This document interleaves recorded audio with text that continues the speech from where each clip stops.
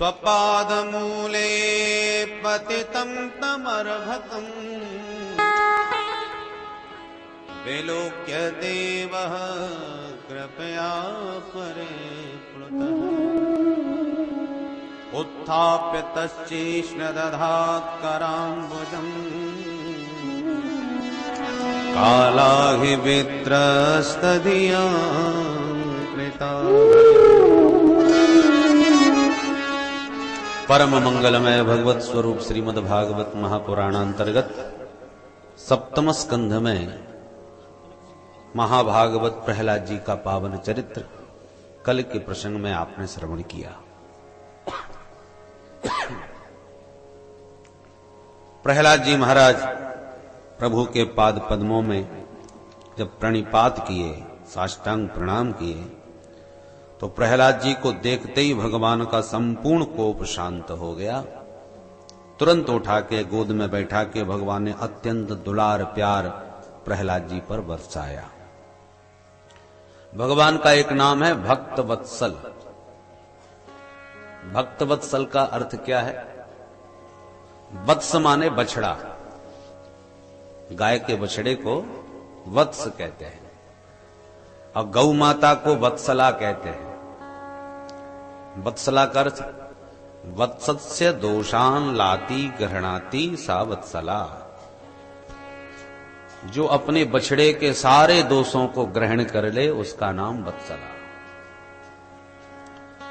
गाय जब बछड़े को जन्म देती है तो उसका बच्चा पूरा मल में लिपटा होता है, मलाच्छन्न होता है और अपने बच्चे से इतना प्यार करती है कि मल में लिपटे होने पर भी जिसको छूने का भी मन न हो, घृणा होती है, और प्यार में वे उसके सारे मल को जिह्वा से चाट चाट करके उसको एकदम चमका देती है। तो प्रेम में जो अपने पुत्र के मल को भी ग्रहण कर ले उसका नाम वत्सला। और इसीलिए भगवान को कहते हैं भक्त वत्सल।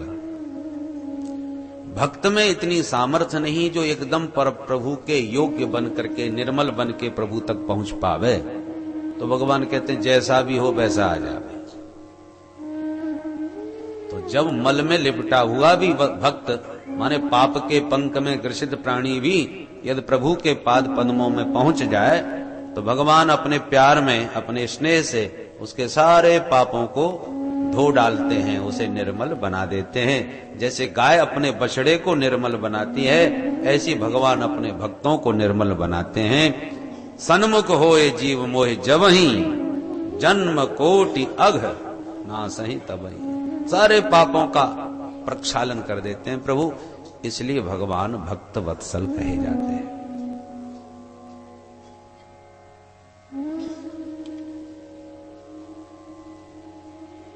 तो प्रहलाद जी जब प्रभु के चरणों में प्रणिपात किए तो भगवान ने भी उठा करके वत्सला की तरह प्रहलाद पर प्यार बरसाया।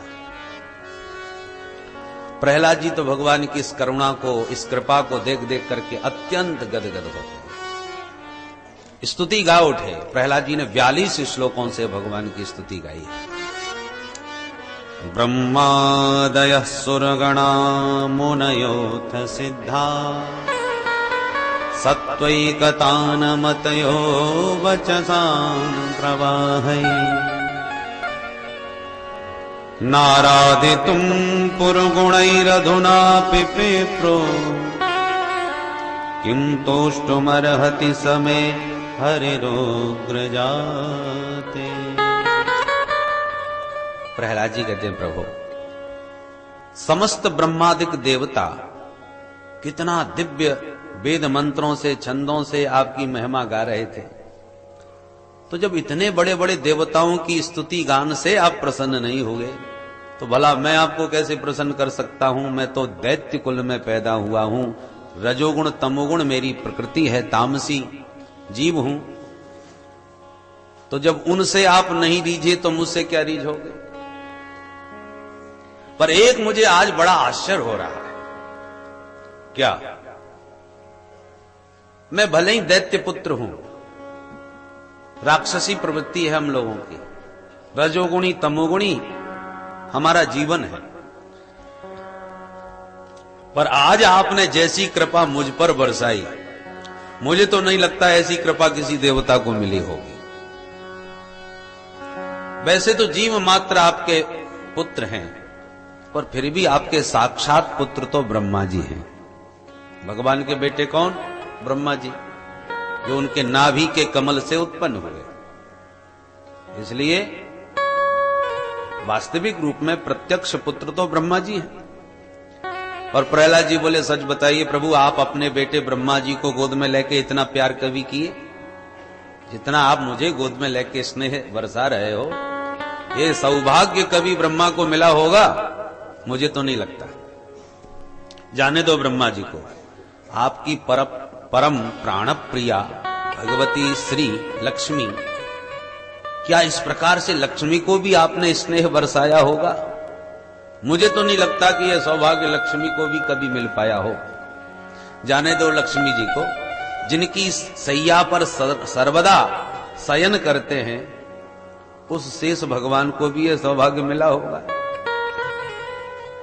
संकर्षण को भी नहीं मिलने वाला, तो इतने इतने बड़े देवताओं को जो सौभाग्य नहीं मिला, वो सौभाग्य दैत्य पुत्र को आज आपने प्रदान कर दिया। वाहम रज प्रभवई सतमोदिकेस्मिन् जातः सुरे तरकुले क्वतवानुकंपा न ब्रह्मणो न तु भवस्य न वैरमाया यन्मेर्पितः शिरसि पद्मकर प्रसाद। इतने इतने बड़े देवताओं को जो नहीं मिला वो आपने मुझे दे दिया। मुझे आज पूरा भरोसा हो गया कि आपको कोई अपने गुण गणों से प्रभावित नहीं कर सकता, आकर्षित नहीं कर सकता। आप यदि प्रसन्न होते हैं तो केवल भक्ति भाव और समर्पण से। कितने बुद्धिमान हो, कितने पहलवान हो, कितने धनवान हो, इससे कोई फर्क नहीं पड़ता, पर तुम्हारा भाव कितना पावन है प्रभु के चरणों में, बस उसी भाव के आप अधीनस्थ हो जाते हो। अन्यथा एक गजराज हाथी भला कौन से विश्वविद्यालय में पढ़ने गया होगा? विद्याहीन, कुलहीन, जातिहीन जानवर था, पर मगर ने जब पैर पकड़ा तो आर्त होकर के बस सरोवर का एक कमल आपके चरणों में चढ़ा करके आत्मनिवेदन किया, हृदय से आत्मसमर्पण किया, तो आप भागे भागे चले आए। भक्त्या तो स भगवान गजयूथ पाय। गजराज में जब तक अपने परिजनों का और अपना बल रहा तब तक तो नहीं आए। जब सबकी आशा त्याग करके आपको आत्मसमर्पण किया तो आप भागे भागे चले आए। ये प्रमाण है।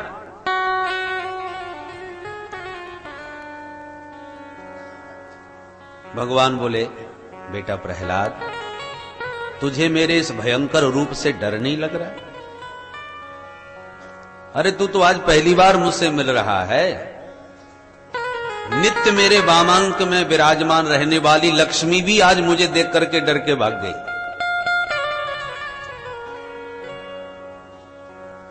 तो फिर तुझे बिल्कुल डर नहीं है जो मेरे सामने निर्भीक खड़ा है?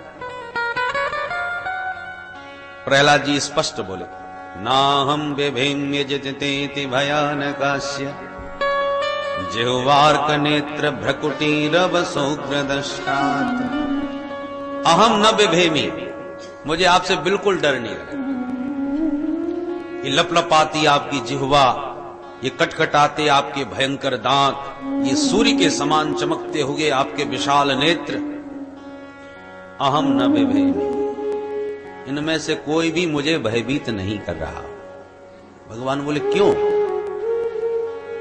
प्रहलाद जी बोले, प्रभु जब सिंह दहाड़ता है जंगल में तो सारे वनचर भाग जाते हैं उसकी गर्जना सुनते ही, सब पलायन कर जाते हैं, क्योंकि वनराज सिंह आ रहा है। गर्जना से भाग जाते हैं, पर शेर का बच्चा थोड़ी भागता है। चाहे जितनी गर्जना तर्जना सिंह करे, बाकी सब भागेंगे पर उसका बच्चा नहीं भागेगा। वो तो उछल के उसके सिर पर बैठ जाएगा, खूब किलकारियां भरेगा, किलोलें करेगा, क्योंकि वो जानता है कि इनसे मुझे कोई खतरा नहीं। उसी प्रकार प्रभु मैं जान रहा हूं कि ये रूप आपने मेरे लिए ही बनाया है, मेरी पुकार से ही आए हो, मेरे लिए आए हो, तो दुनिया डरे भगे पर मैं आपसे डरने वाला कदापि नहीं। बड़े प्रसन्न हो गए भगवान। बेटा प्रहलाद जो चाहो आज हमसे वरदान मांगो। प्रहलाद जी बोले प्रभु माम माम प्रलोभयत, ये प्रलोभन मेरे को ना दीजिए, क्योंकि लेने देने वाली बात व्यापार में होती है, और भक्त और भगवान के बीच में ये लेना देना कहां से है? क्योंकि मेरी मान्यता ऐसी है प्रभु, जो आपसे लाभ उठाने के लिए आपका भजन करता है कि भगवान प्रसन्न हो जाएंगे तो मकान, दुकान, घर, परिवार, व्यापार बढ़िया चलेगा, खूब हम संपन्न हो जाएंगे, मान प्रतिष्ठा हमारी समाज में बढ़ जाएगी। इन सब फायदे के लिए भगवान को पुकार रहा है, भज रहा है। मेरी दृष्टि में वो भक्त नहीं है, विशुद्ध व्यापारी है। जो व्यापार की वृद्धि के लिए जैसे हम लोग संबंध बड़े बड़े लोगों से इसलिए जोड़ते हैं कि हमें लाभ रहे, ऐसे उसने आपसे संबंध जोड़ लिया अपने फायदे के लिए, तो ये तो व्यापार हुआ, भक्त कहां हुआ?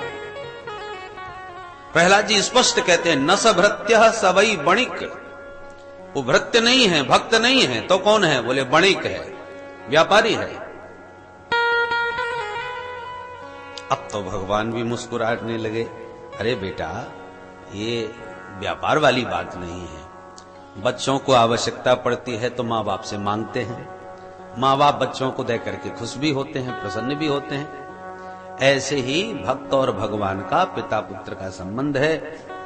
तुम मुझे पिता मानते हो तो अधिकार पूर्वक मांगने का भी तुम्हें अधिकार है, मांग सकते हो, इसलिए संकोच त्यागो, जो भी तुम्हारी इच्छा हो मुझसे निसंकोच मांगो।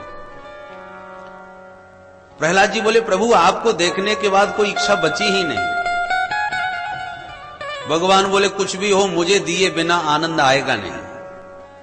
प्रहलाद मैं जानता हूं तुझे कुछ नहीं चाहिए, तू अपने लिए न सही मेरी प्रसन्नता के लिए ही मांग। अब तो प्रहलाद जी फंस गए, अब तो शायद मांगना पड़ेगा, क्योंकि प्रभु कह रहे हैं मेरी प्रसन्नता के लिए मांग, तो मांगने से यदि प्रभु प्रसन्न हो तब तो मांगना ही चाहिए। प्रहलाद जी बोले प्रभु तब तो मैं मांगूंगा। क्या? बोले बस आपसे यही वरदान मांगता हूं कि मैं जीवन में कभी किसी से कुछ न मांगू, यही वरदान था। यदि राशि समय कामान वरास्त्वं वरदर्शभ कामानां हृदि संरोहम् भवतस्तु प्रणेवरम्।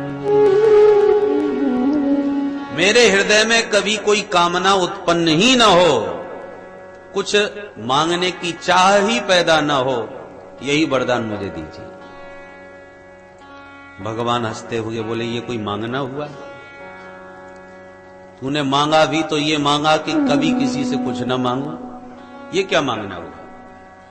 आखिर के तुम मांगते क्यों नहीं, कामनाओं से इतना डरते क्यों? प्रहलाद जी बोले प्रभु जीव को संसार में सबसे अधिक भटकाती है तो उसकी कामनाएं, इच्छाओं की पूर्ति कभी होती नहीं।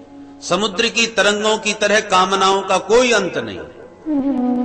एक सज्जन पहली बार समुद्र स्नान करने गए, जैसी डुबकी मारने को समुद्र में प्रवेश किया कि एक ऊंची लहर आती नजर आई, डर के मारे भागे। लहर शांत हो गई तो फिर समुद्र के भीतर प्रविष्ट होने लगे, और जैसे ही समुद्र में गए तब तक दूसरी तरंग आ गई तो फिर भागे। अंत में समुद्र के दूर खड़े होकर के देखते रहे। 2-4 घंटे बीत गए। एक साधु निकले, भैया क्या कर रहे हो खड़े खड़े, बड़ी देर से खड़े हो?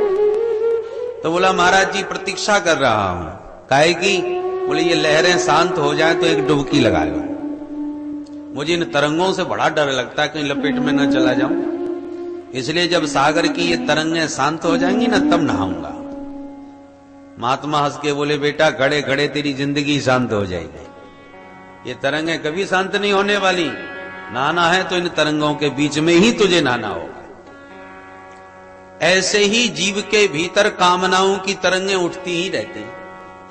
सोचते हम यही हैं, बस ये काम और निबट जाए, सोई फुर्सत, बैठ के प्रेम से एकांत में फिर भजन करेंगे, फ्री होकर।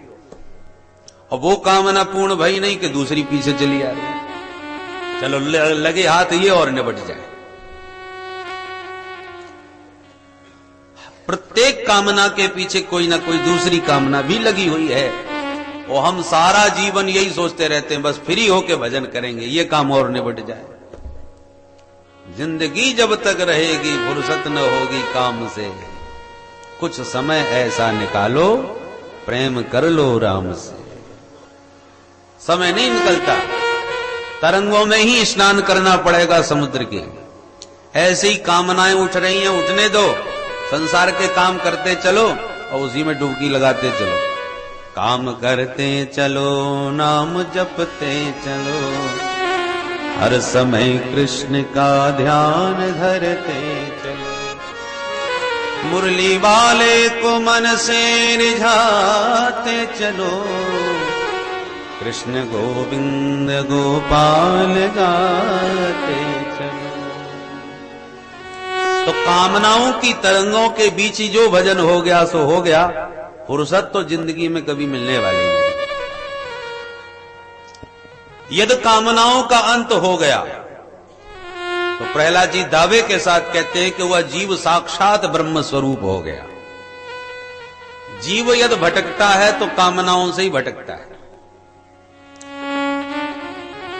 विमुंचति यदा कामान मानवो मनसस्थितान्, तर्येव पुंडरीकाक्ष भगवत्वाय कल्पते। प्रहलाद जी स्पष्ट कहते हैं, विमुंचति यदा कामान मानवो मनसस्थितान्, मन में स्थित कामनाएं जब मानव त्याग देता है, सारी कामनाओं के कांटे निकाल देता है, तर्यैव, जहां उसका मन निष्काम हुआ कि उसी पल भगवत्वाय कल्पते, साक्षात भगवत स्वरूप हो जाता है, परम दिव्य हो जाता है, परम शाश्वत शांति को प्राप्त करता है। गीता के 2 अध्याय का अंतिम श्लोक। गीता में भगवान भी यही बात करते हैं। संसार का ऐसा कौन प्राणी है जो शांति न चाहता हो? बड़े बड़े अरबपतियों से भी जाके पूछो, यही कहेंगे महाराज भगवान का दिया सब कुछ है, न जाने क्यों टेंशन बहुत रहता है, नींद नहीं आती, शांति नहीं है। धन संपत्ति से शांति नहीं मिल सकती। हर व्यक्ति चाहता शांति कोई है, पर शांति मिले कैसे? तो शांति का बड़ा सुंदर सूत्र गीता और भागवत दोनों में एक है। गीता में भगवान कहते हैं, विहाय कामान्य सर्वान् पुमाश्चरति निस्पृह, निर्ममो निरहंकार सशांतिम् अधिगच्छति। शाश्वत शांति यदि चाहते हो तो पहला काम एक करो, क्या? सर्वान कामान विहाय। पहली शर्त, सारी इच्छाओं को, सारी कामनाओं को अपने मन से निकाल फेंको, निष्काम मन हो। जब कामना ही कुछ नहीं रह जाएगी फिर क्या करेंगे? जीवन कैसे चलेगा? हर व्यक्ति के मन में कोई ना कोई इच्छाएं तो होती हैं। बोले देखो, जब पैर में कांटा चुभ जाए बड़ा पीड़ादायक होता है। कब तक? जब तक वो निकल ना जाए बेचैनी रहती है। भोजन करते समय कभी कभी दांत के बीच में कोई फंस जाती है, तो जब तक वो निकल ना जाए जीव उसे कुरेदती ही रहती है। हम लोग परेशान रहते हैं। वो फांस निकली तब शांति मिलती है। तो हमारे मन में कोई ना कोई कामना का कांटा चुभा रहता है, और जब तक वो कांटा निकल ना जाए तब तक एक व्याकुलता, बेचैनी सी रहती है। उदाहरण से देखिए, आप किराए से रहते थे, तब कामना थी कि एक भगवान की कृपा से कुटिया बन जाए इसी शहर में, कहीं छोटी सी मकान, छोटा हो पर अपना हो, तो बड़ा आनंद है। अब किराए के मकान में रहते, जब देखो तब आंख दिखाता रहता है मकान मालिक, बस प्रभु एक कुटिया बन जाए। अब ये कामना मन में चुभी हुई है कि हमारा एक मकान हो, एक कुटिया हो। तो कुटिया की कामना जब तक चित्त में चुभी रहेगी, तो जब तक आपका मकान नहीं बन जाएगा, एक विचित्र बेचैनी सी मन में अशांति सी रहेगी। तो कहां बनवाना चाहिए, तो कहां खरीदना चाहिए, तो कितना बजट बनेगा, माने अनेक प्रकार की उतल पुतल चित्त में चलती ही रहेगी। भगवान की कृपा से मकान बन गया, तो जब मकान में गृह प्रवेश हो रहा हो, फिर देखो आप अपने मन को टटोल के कितना प्रसन्न होता है, बड़े गदगद। और भगवान के आशीर्वाद से गृह प्रवेश है, भैया जी जरूर पधारिएगा, सबको बुला करके उत्सव मनाते हैं। गृह प्रवेश हुआ, मन बिल्कुल आह्लादित हुआ। अब प्रश्न उठता है, ये आज जो आपको आह्लाद, आनंद का उमड़ रहा है, ये आनंद कहां से पैदा हुआ, काय से पैदा हुआ है? आप कहोगे मकान से। मकान मिला है ना हमको आज अपना, इसलिए हम बड़े प्रसन्न हैं। अब प्रश्न उठता है, यदि मकान से ही ये आनंद तुम्हें मिला है, तो जब तक मकान रहे तब तक आनंद को भी रहना चाहिए। परंतु ना, मकान तो बरसों तक रहा, आनंद तो कुछ ही दिनों में गायब हो गया, 2-4 दिन में या 2-4 महीने में समझो। मकान बरसों तक रहा, आनंद क्यों गायब हो गया भाई? यदि मकान का आनंद था, वो कहां गया? बोले साहब, वस्तुतः ये मकान का आनंद नहीं है। तो बोले हमारा मकान हो, ये कामना का कांटा जो तुम्हारे मन में चुभा हुआ था, वो आज निकल गया। तो जैसे पैर के कांटे के निकल जाने से हमको एक शांति मिलती है, जैसे दांत की फांस निकल जाने से हमको शांति मिलती है, ऐसे ही कामनाओं का कांटा हमारा निकल गया आज, इसलिए हमको एक आनंद की अनुभूति हुई, बड़ा आह्लाद हुआ। और वो आह्लाद तब तक रहा जब तक दूसरा कांटा नहीं चुभा। एक कांटा निकल गया, आनंद आ गया, अब दूसरा कांटा चुभ गया। साहब वो मकान तो बहुत बढ़िया है, पर शहर से बहुत दूर है, थोड़ा हटके है, बहुत एक वाहन भगवान की कृपा से और मिल जाए तो आने जाने की थोड़ी सुविधा हो जाए। तो अब जब तक वाहन नहीं मिलेगा, वो कांटा तुमको चुभता रहेगा। कौन सा खरीदा जाए, कितने का खरीदा जाए, कैसी व्यवस्था बनाई जाए, लोन लिया जाए, ये लिया, मन कोई ना कोई दिमाग में वो चलता, चुभता रहेगा। और जिस दिन आपने गाड़ी खरीदी, आपका मन बड़ा प्रसन्न। ये प्रसन्नता काय की है? बोले गाड़ी का जो कांटा था वो भी निकल गया। परंतु ऐसा होता नहीं है। इतनी अनंत इच्छाएं जीव की हैं कि बड़े से बड़े अरबपतियों के भीतर भी कोई ना कोई कांटा चुभा रहता है। अपनी अपनी, ये तो 1-2 सूत्र संकेत के दिए, व्यवहारिक दृष्टांत, पर वस्तुतः जो अरबपति हैं वो सोचते हैं खरबपति कब बन जाऊं, बस 2-4 ही आदमी आगे हैं, बस नंबर 1 में मेरा नाम कब आवे।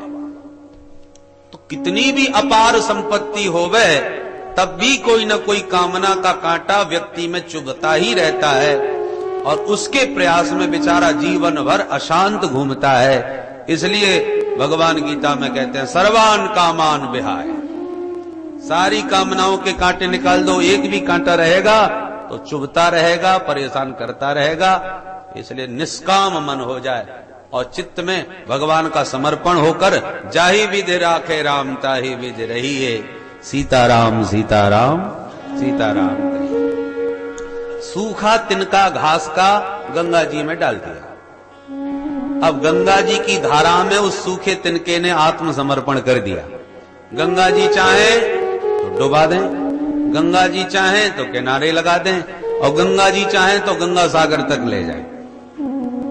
तिनके का अपना कोई उद्यम नहीं, वो तो गंगा जी की धारा के सहारे चल रहा है।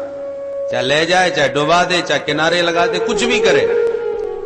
तो जैसे तिनका गंगा की धारा में समर्पित हो जाता है, अपने ऐसे ही निष्काम मन को भगवान की इच्छा में समर्पण कर दो। जाहि भी तेरा घेरा, वो जैसे रखेंगे, जो चाहेंगे, जैसा चाहेंगे होगा। मेरा आपकी कृपा से सब काम हो रहा है। कर्तव्य करते हुए भगवान की इच्छा में अपनी इच्छा मिलाते रहो। भगवान ने दिया बड़ी कृपा, नहीं दिया तो और भी बढ़िया कृपा। उनकी यही इच्छा है। अपनी स्वतंत्र इच्छा रखोगे तो बंधोगे, और भगवत इच्छा में अपनी इच्छा को मिला के रहोगे तो मस्त रहो। बोलो राधे राधे। इसलिए प्रहलाद जी भी कहते हैं विमुंचति यदा कामा। यदि निष्काम मन हो जाए तो साक्षात जीव शाश्वत शांति को प्राप्त करता हुआ भगवत स्वरूप हो जाता है। महात्मा इसलिए मस्त रहते हैं। बड़े बड़े अरबपति, बड़े बड़े राजाओं को महलों के बिस्तर में नींद नहीं आती, और महात्माओं के जिनके तन पर लंगोटी भी नहीं है और जंगलों में भी खर्राटे बजा के मस्ती से सो रहे, मस्ती से घूम रहे,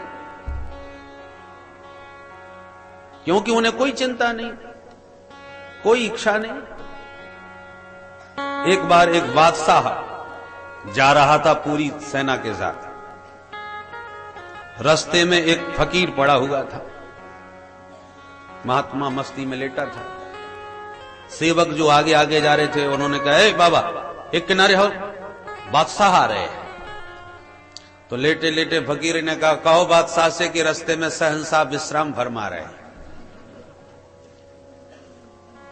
सैनिक लोग बड़े चक्कर में पड़ गए। जाके बादशाह को निवेदन किया। बादशाह भी आया कि कौन सा शहंशाह है जरा देखें। आकर के कहा, क्यों बाबा आपका परिचय? लेटे लेटे बोला, आपका परिचय? बोले हम हिंदुस्तान के बादशाह हैं। तो लेटा लेटा बोला, हम भी शहंशाह हैं। तुम काय के शहंशाह? बोले तुम कैसे बादशाह? बोले मेरा पूरे हिंदुस्तान पर आधिपत्य है, सारे देश का मालिक हूं। मैंने लगभग सारे देशों को जीत लिया है, और 2-4 देश और बचे हैं, उनको जीतने के लिए जा रहा हूं पूरी सेना के साथ। महात्मा बोले, जब उनको भी जीत लोगे फिर क्या करोगे? बादशाह बोला, जब सारे संसार को जीत के मैं सबका, फिर मैं शहंशाह हो जाऊंगा।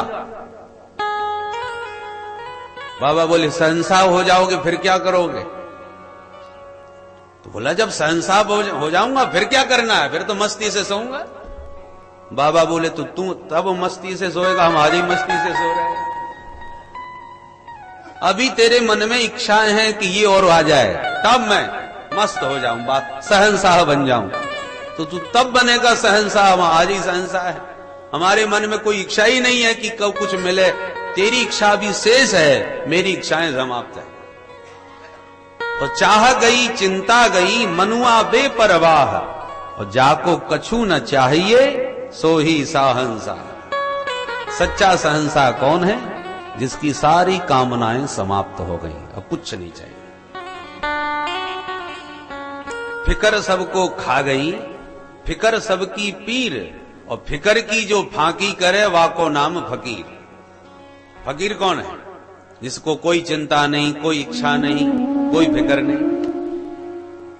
तो ऐसे फकीर सच्चे शहंशाह। महात्माओं को यदु महाराज ने दत्तात्रेय जी महाराज को देख करके यही प्रश्न किया था कि बाबा हमको जो आनंद महलों में नहीं मिलता, वो आनंद आप जंगल में पड़े पड़े कितनी मस्ती के साथ ले रहे हो, ऐसा तुमने क्या प्राप्त कर लिया? तब दत्तात्रेय भगवान ने 24 गुरुओं का निरूपण किया। ये मैंने जीवन का ढंग सीखा है। जीते सभी हैं पर जीना किसी किसी को ही आता है, और जिनको जीना नहीं आता उनके लिए जिंदगी भार बन जाती है, बोझा बना करके जिंदगी को ढोते हैं। एक बार एक मंदिर का निर्माण हो रहा था, मजदूर लोग काम कर रहे थे, पत्थर छांट रहे थे। एक महात्मा निकल पड़े, कारीगर से पूछा, भैया ये क्या हो रहा है? तो सुना ही नहीं, ठोकता रहा। बाबा ने फिर पूछा, बेटा सुना नहीं क्या? मैं पूछ रहा हूं ये सब क्या हो रहा है, क्या बन रहा है ये? तो चिल्ला के बोला, बाबा तू अंधा हो गया, देखता नहीं मैं पत्थर छांट रहा हूं, जा अपना काम कर। बाबा बेचारे आगे बढ़ गए। दूसरे कारीगर से पूछा, बेटा बताओगे ये सब क्या हो रहा है? वो बोला, महाराज मुझे नहीं मालूम क्या हो रहा है, मैं तो अपना मजदूरी कर रहा हूं, पेट भर रहा हूं। पेट भरने से मतलब, ठीक है भैया पेट भरो। तीसरे मजदूर से भी वही प्रश्न किया बाबा ने, बेटा ये सब क्या हो रहा है? उसने साधु को देखा तो तुरंत खड़े होकर प्रणाम दंडवत किया और बोलो, महाराज ये ठाकुर जी का मंदिर बन रहा है और मेरी औकात तो है नहीं कि ठाकुर जी के लिए मैं मंदिर बनवा सकूं, इसलिए इस शरीर से जितनी सेवा हो जाए ठाकुर जी के मंदिर के निर्माण में, उतनी सेवा करने की कोशिश कर रहा हूं, प्रयास कर रहा हूं। महात्मा बड़े खुश हुए, विचार करने लगे, देखो तीनों एक ही काम कर रहे हैं, तीनों काम तो एक ही कर रहे हैं, पर एक व्यक्ति पत्थर छांटते छांटते, पत्थर से माथा कर रगड़ते खुद ही पत्थर बन गया। वाणी में भी कर्कशता, वही कठोरता पाषाण जैसी। दूसरा व्यक्ति पत्थर छांट रहा है केवल पेट भरने के लिए, जीवन चलाने के लिए, रोजी रोटी कमाने के लिए। और तीसरा व्यक्ति कर्तव्य भी कर रहा है और भगवान की सेवा भी हो रही है, क्योंकि भगवत सेवा की भावना से जो कर्म किया जाएगा वो भगवान को ही समर्पित होगा। तो पेट तो भरेगा ही, मजदूरी तो बराबर ही मिलेगी, पर भक्ति और कर्तव्य दोनों एक साथ उसके चल रहे हैं। तो जिनको जीना नहीं आता उनके लिए जिंदगी बोझा बन जाती है, और संतों के सानिध्य में सत्संग के द्वारा जो जीवन को संभाल लेते हैं, उनका जीवन में लोक परलोक दोनों ही दिव्य हो जाते हैं। इस लोक में भी बड़े आनंद से रहते हैं और पारलौकिक जीवन भी उनका दिव्य हो जाता है। प्रहलाद जी ने बहुत प्यारी स्तुति गाई है, भगवान बड़े प्रसन्न,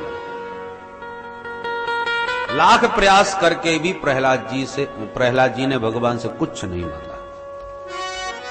भगवान बोले, बेटा तू मांग नहीं सकता और मैं भी दिए बिना रह नहीं सकता।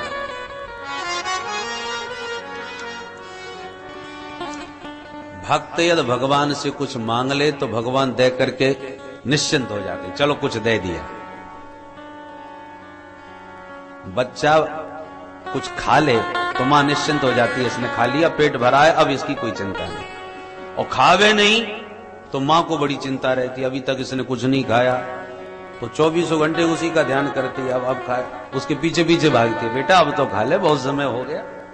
तो प्यार के कारण जब तक मां पवा न दे तब तक बेचैन सी रहती है। ऐसी भक्त कुछ मांग ले तो भगवान दे करके निश्चिंत हो जाते हैं, चलो कुछ दे दिया। और मांगे कभी कुछ नहीं तो भगवान फिर उसके पीछे पीछे भागते रहते हैं, कुछ तो ले ले भैया, कुछ तो मांग ले। ये ठाकुर जी का स्वभाव है। जिस भक्त के मन में कामनाओं की कोई गंध नहीं, भगवान ऐसे निष्काम भक्तों के पीछे पीछे भागते हैं। ऐसे भक्तों का मन भी बड़ा निर्मल होता है। कबीरा मन निर्मल भया जैसे गंगा नीर, तो पाछे पाछे हरि फिरे कहत कबीर कबीर। ठाकुर जी भक्त का नाम पुकारते उसके पीछे पीछे भागने लगते हैं। अनुव्रजाम्य हम नित्यम पूये ये त्यंघ्रेणु भी। ऐसे निष्काम भक्त प्रहलाद। देखिए ध्रुव जी भी भक्त हैं, प्रहलाद जी भी भक्त हैं, पर दोनों में अंतर है। ध्रुव जी भजन तो किए, पर ध्रुव जी के मन में राज्य पद की सूक्ष्म कामना थी कि प्रभु प्रसन्न हो जाएंगे तो पिता की गद्दी पर बैठ करके एक दिन अपनी सौतेली मां को दिखाऊंगा मैं किस मां का बेटा हूं। तो ये सूक्ष्म पद की कामना ध्रुव के मन में थी, इसलिए भगवान ने ध्रुव को दर्शन तो दिए, प्यार तो दिया, परंतु प्यार के नाम पर केवल गाल से शंख छुआया, इतना ही प्रेम पात्र ध्रुव को बनाया। पर प्रहलाद जी के मन में किंचित मात्र कोई कामना संसार की नहीं है, इसलिए भगवान ने केवल शंख ही नहीं छुआया, गोद में बैठाया, बड़ा पूरे तन पर अपना कर कमल फहराया, इतना प्यार बरसाया जो आज तक किसी देवता को नहीं मिला। यह है निष्काम भक्ति का चमत्कार। आप किसी से प्रेम कर रहे हैं इसलिए कि इससे मेरे स्वार्थ की सिद्धि होगी। तो प्रेम में यदि स्वार्थ सिद्धि का कोई भाव हो, किसी अधिकारी की खूब सेवा करो, खूब मालिश करो और आगे पीछे उसकी जी हजूरी करो, क्योंकि हस्ताक्षर करवाना है, अपनी तरक्की करवाना है, तो अधिकारी भी सब समझता है, तो आदेश पर आदेश सुनाता जाएगा और उसके प्रति वो भाव उसके मन में नहीं आएगा, क्योंकि वो जान रहा है कि किसी स्वार्थ सिद्धि के लिए मेरी सेवा में लगा हुआ है। पर कोई 24 घंटे सेवा करे, दिन रात जी हजूरी करे, और अधिकारी जब कहे भी प्रसन्न होकर के, अरे बेटा बहुत दिन हो गए तुझे सेवा करते, कुछ तो मांग, कितने महीने बीत गए तूने कुछ वेतन भी नहीं लिया और कुछ कभी मांगा भी नहीं। अधिकारी लाख प्रयास करे फिर भी आप उससे कभी कुछ ना मांगो, बोले वो साहब हमको आनंद आता है आपकी सेवा से, इसलिए सेवा करता हूं, मुझे कुछ नहीं चाहिए। तो थोड़ा भी सज्जन व्यक्ति होगा वह भी दीवाना हो जाएगा, भाई कितने दिनों से सेवा कर रहा है, आज तक इसने मेरे से कभी कुछ नहीं मांगा। तो ऐसा सेवक स्वामी को भी अपने वश में कर लेता है। स्वामी ऐसे सेवकों के अधीन हो जाते हैं, उसे सब कुछ दे सकते हैं। हनुमंत लाल जी ऐसे ही समर्पित सेवक हैं राम जी के, इसलिए राम जी को भी वश में कर लिया। सुमेर पवन सुत पावन नामू, अपने बस कर राखे रामू। राम जी किस बल पर वशीभूत हुए? हनुमंत लाल जी की सेवा के बल पर। ऐसा समर्पित सेवक हनुमान जी से अतिरिक्त कौन हो सकता है? तो राम जी वशीभूत हो गए। ऐसे ही भक्त भगवान का भजन करे पर मांगे कभी कुछ नहीं, तो फिर भगवान अपने आप को स्वयं ही दे डालते हैं, सब कुछ उसे सौंप देते हैं, और जो मांगते हैं वो बड़े घाटे में जाते हैं, क्योंकि मांगने वाला जीव सीमित सोच रखता है। आप क्या मांगोगे? ज्यादा से ज्यादा संसार की 2-4 चीजें, मान बढ़ाई पद प्रतिष्ठा, जितना ज्ञान है उतना ही तो मांग पाओगे। पर भगवान अनंत ब्रह्मांडों के अधिनायक हैं, यदि उन्हीं पर छोड़ दिया जाए कि आप अपनी मर्जी से जो चाहें सो दे दें, तो ठाकुर जी क्या देंगे? देखो, देने वाला अपनी हैसियत से देगा।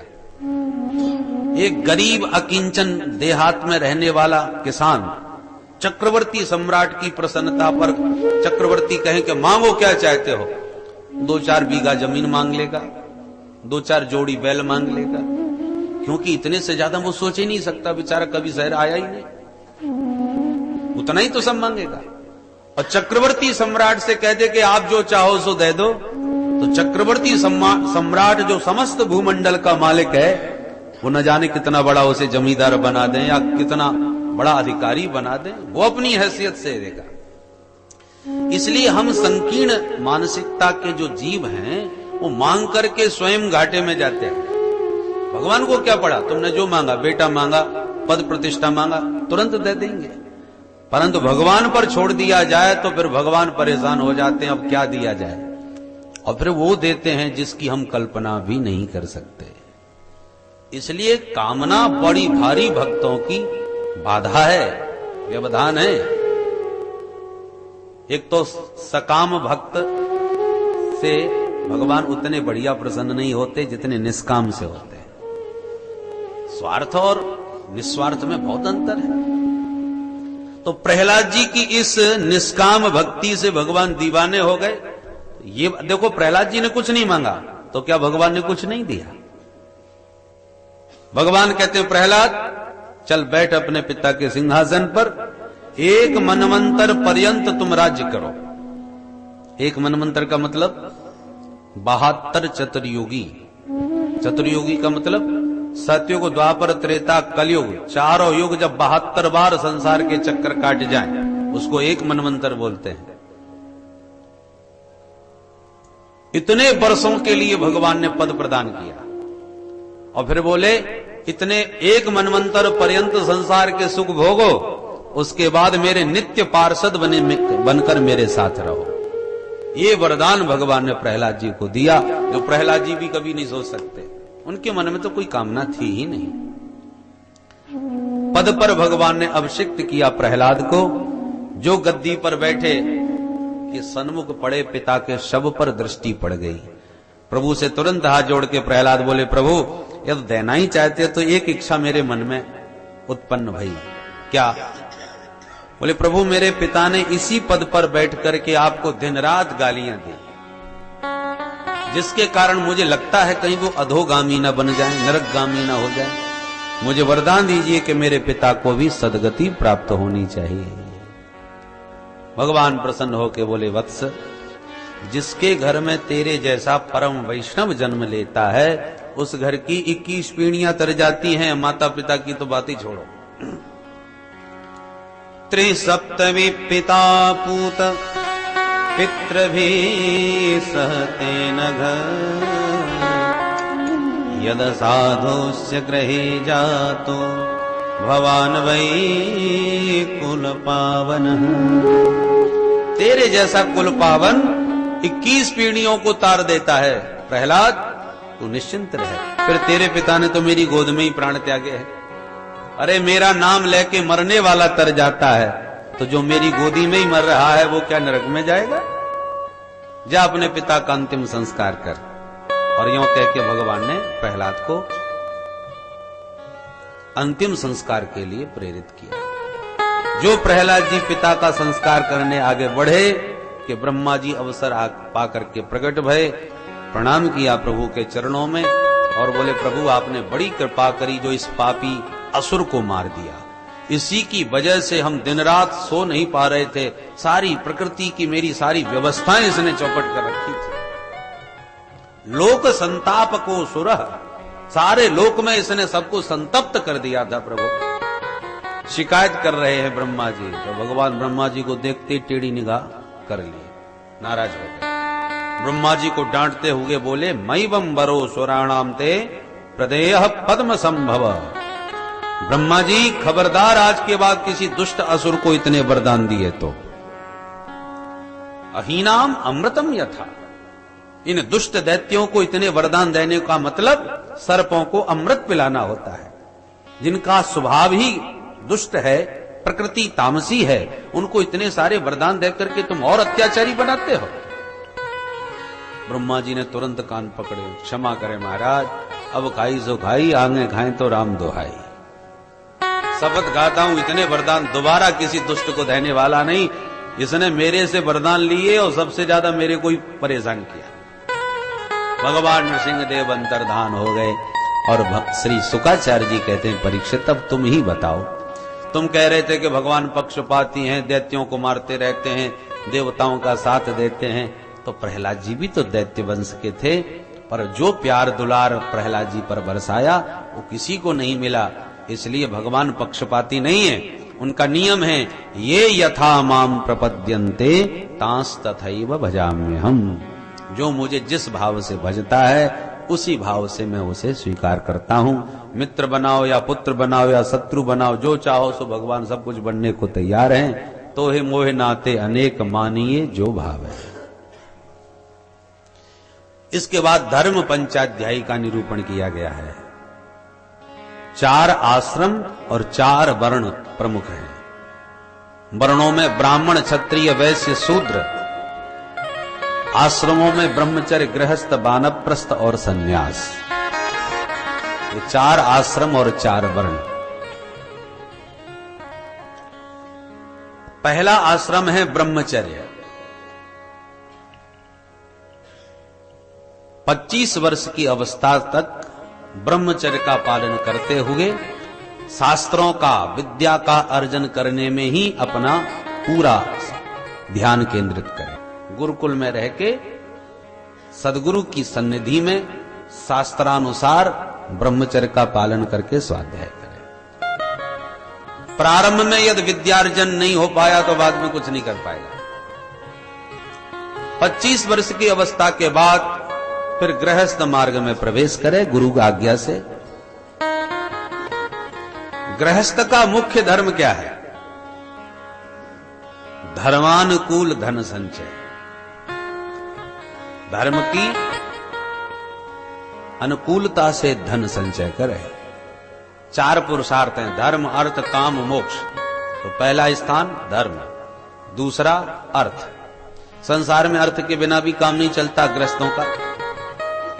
तो अर्थ अर्जन करे तो सही, पर धर्मानुकूल होवे ये ध्यान रखे।